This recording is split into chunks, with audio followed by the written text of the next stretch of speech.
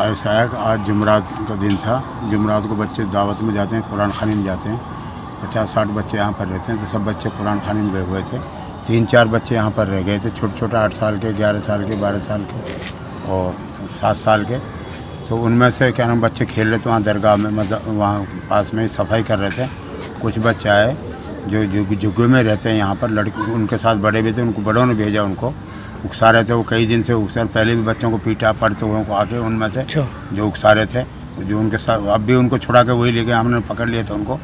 और उन्होंने आके बच्चों को पत्थर फेंका दरगाह मज़ारों की तरह। उन्होंने कहा भाई हम सफाई कर रहे हैं, तुमने क्यों पत्थर फेंक रहे हो?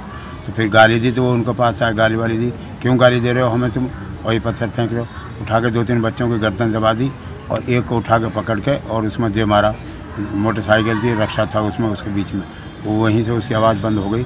मैं यहीं पास में बैठे, लेकिन कोई शोर मचा ना कुछ मचा, पता ही नहीं चला। इसलिए हम चाहते हैं इंसाफ दिलाया जाए और सही मायने में इंसाफ दिलाया जाए। सरकार से, भारत सरकार से भी कहते हैं, गुजारिश है, और राजनाथ सिंह से भी कहते हैं, और जितने पार्षद सबसे कि इंसाफ दिलाया जाए और सही मायने में हमारी मदद की जाए।